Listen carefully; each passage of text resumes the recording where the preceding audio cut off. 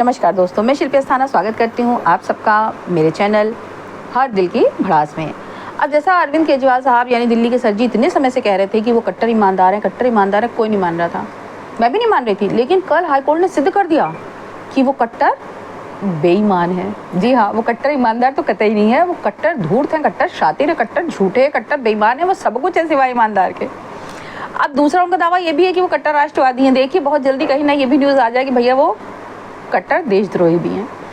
तो कल जिस हिसाब से हाई कोर्ट में इनकी बखिया उधेड़ी गई है, इनकी धज्जियां उड़ाई गई हैं, इनको रगड़ा गया है, उसको मैं क्या नाम दूं, मेरे तो समझ ही में नहीं आ रहा। बहुत सारे प्रोवर्ब्स मेरे ख्याल में आ रहे हैं कि इनको ये कहा जा सकता है, इनको ये भी कहा जा सकता है, इनको ये भी कहा जा सकता है।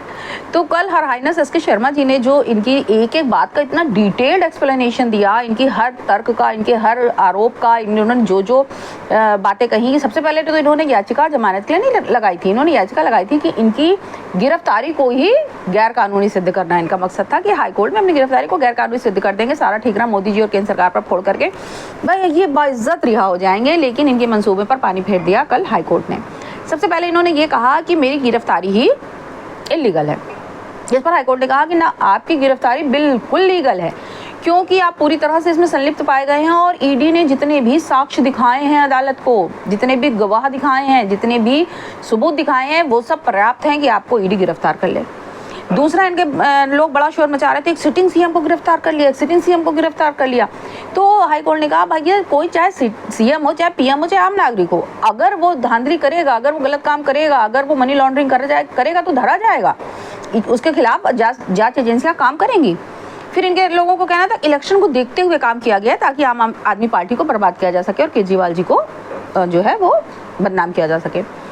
इस पर भी हाईकोर्ट ने कहा कि इलेक्शन से उनका कोई लेना देना नहीं है। और हकीकत भी देखी जाए तो इस मुद्दे को खींच करके इलेक्शन तक लाने का काम ईडी ने नहीं किया है, क्योंकि ईडी तो लगातार इन्हें अक्टूबर एंड से सम्मन्स भेज रहा था। ये बंदा उन सम्मन्स को अनदेखी करता हुआ चला आ रहा था। आखिर में पानी जब सर से ऊपर चला गया तो ईडी को इसे गिरफ्तार करना पड़ा।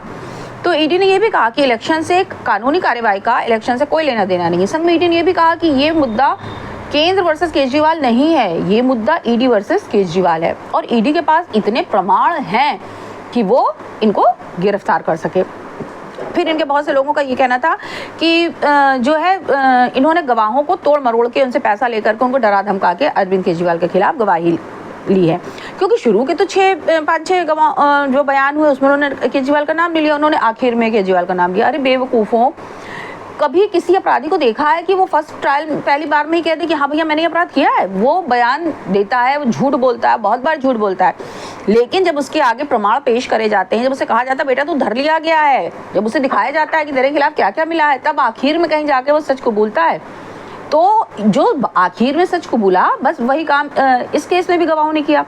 तो हाई कोर्ट ने कहा कि भाई जो गवाह होते हैं वो ईडी को उन्होंने गवाही नहीं दी है, उन्होंने मजिस्ट्रेट के सामने गवाही दी है और वो गवाही उतनी ही वैलिड है जितनी कि अदालत में किसी गवाह द्वारा दिया गया बयान। तो इसलिए अगर आप किसी के बयान पर, किसी की गवाही पर उंगली उठा रहे हैं, दैट मीन्स आप सीधे सीधे न्यायपालिका पर उंगली उठा रहे हैं। फिर इनके लोगों का ये कहना था कि इनके हाथ से कोई पैसा नहीं मिला और कोई मनी ट्रेल नहीं मिली है। भाई कोई 1 रुपया पर, हर बात में आतिशी जी ये चिल्लाती हैं, सौरभ ये चिल्लाते हैं, संजय भी ये चिल्लाते हैं, 1 रुपया नहीं मिला। तो उन्होंने कहा आपका अपना विधायक कह रहा है कि भैया उसको पैसा मिला, इससे बड़ा सबूत आपको और क्या चाहिए? फिलहाल उसके बयान की ऑथेंटिसिटी जो है वो ट्रायल कोर्ट में जांची जाएगी, सही है कि गलत है, उस पर हाईकोर्ट कोई भी इंटरफेरेंस नहीं करने जा रहा है। अरविंद केजरीवाल ने कहा कि मेरे मुख्य आरोपी होने का कोई सबूत नहीं मिला है। इस पर भैया बहुत ही बेहतरीन हाईकोर्ट ने एक्सप्लेनेशन देते हुए कहा कि आप इस पार्टी के संयोजक हैं, आपने वो पॉलिसी बनाई थी और जो आप घूस लेने में लिप्त पाए गए हैं, जो पैसा आया है आप उसके लाभार्थी हैं, तो आप मुख्य रूप से इसके मुजरिम या इसके गुनहगार या इसके आरोपी क्यों नहीं हैं?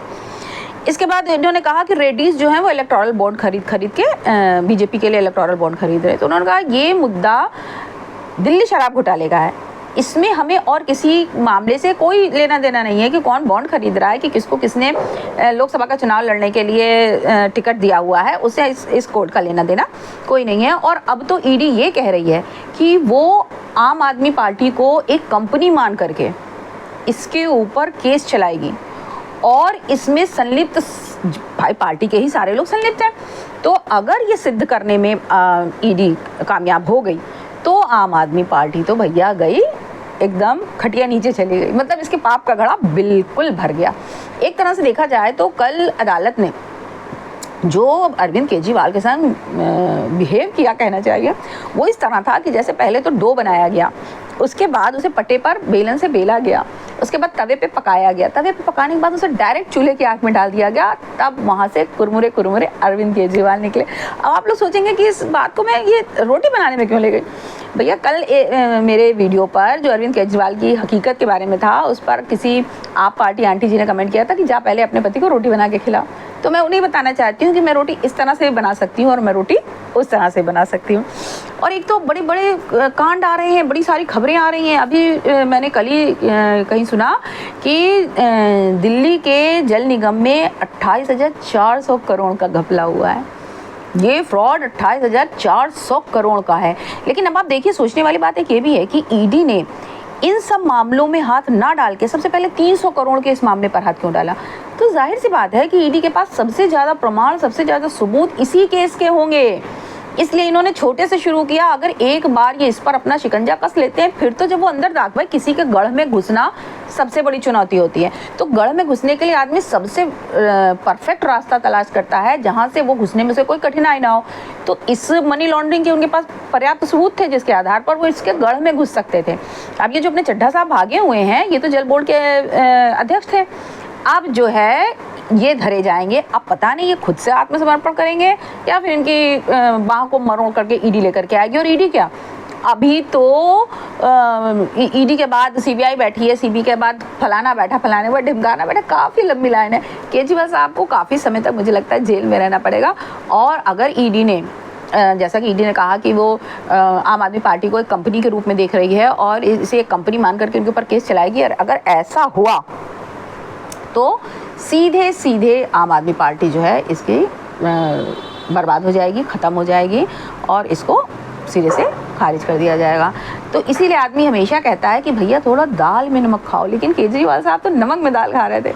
चलिए ठीक है, बढ़िया है, जो जैसा करेगा वो वैसा भरेगा। पाप का घड़ा एक दिन ज़रूर भरता है, और भरने के बाद आप कहीं जाइए, अब सुप्रीम कोर्ट में जा रहे हैं, लेकिन पाप का भरा हुआ घड़ा लेकर के जाएंगे तो सुप्रीम कोर्ट आपको राहत थोड़े ना दे देगा। देखते हैं सुप्रीम कोर्ट में जाके और कौन कौन से राज खुलते हैं। फिलहाल तब तक के लिए फिर मिलते हैं दिल की भड़ास के किसी अगले एपिसोड में। तब तक के लिए जय हिंद, जय श्री राम।